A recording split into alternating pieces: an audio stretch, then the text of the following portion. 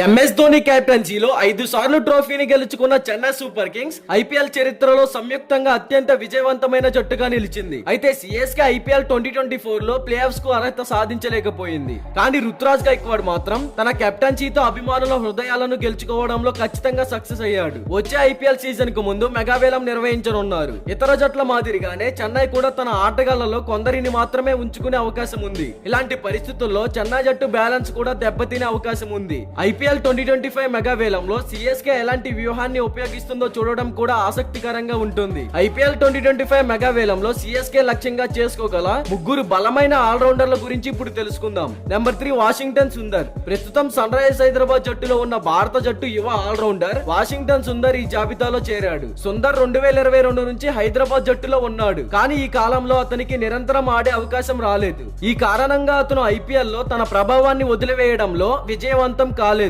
మెగావేలంలో CSK Sundar ని target చేయగలదు. తన అద్భుతమైన బౌలింగ్ తో పాటు సుందర్ తన అద్భుతమైన బ్యాటింగ్ కు కూడా పేరుగానించాడు. పెద్ద హిట్స్ కొట్టే సత్తా కూడా ఇతనికి ఉంది. Number 2 Liam Livingstone. గత కొన్ని సీజన్లలో పంజాబ్ కింగ్స్ జట్టులో భాగమైన బలమైన ఆల్రౌండర్లలో ఇంగ్లాండ్ జట్టుకు చెందిన లియామ్ లివింగ్స్టోన్ కూడా పేరుగానించాడు. మెగావేలానికి ముందే ఫ్రాంచైజీ అతన్ని విడుదల చేస్తుందనే ఆశ అందరిలో ఉంది. సిఎస్కే మెగావేలంలో లివింగ్స్టోన్ ను కూడా టార్గెట్ చేయగలదు. ఐపీఎల్ కాకుండా అతను ఇతర టీ20 లీగ్ లో కూడా ఆడుతున్నాడు. ఇంగ్లాండ్ జాతీయ జట్టులో కూడా కీలక సభ్యుడు. లివింగ్స్టోన్ సిఎస్కే జట్టుకు ఫినిషర్ పాత్రను కూడా పోషించగలడు. నెంబర్ 1 రవిచంద్రన్ అశ్విన్. రవిచంద్రన్ అశ్విన్ తన ఐపీఎల్ కెరీర్ ని చెన్నై సూపర్ కింగ్స్ తరపున ఆడుతూ ప్రారంభించాడు. అతను 2008 నుంచి 2015 వరకు ఈ ఫ్రాంచైజీలో ముఖ్యమైన సభ్యుడు. రాజస్థాన్ రాయల్స్ అశ్విన్ కు బదులుగా తమ ఇతర కీలక ఆటగాళ్లను కొనసాగించేందుకు ఇష్టపడుతోంది. మెగావేలంలో సిఎస్కే తన మాజీ ఆటగాడిని మళ్లీ టార్గెట్ చేయవచ్చు. అశ్విన్ కూడా మరోసారి చెన్నై జట్టులోకి రావడం చాలా సంతోషంగా ఉంటుందనడంలో ఎలాంటి సందేహం లేదు.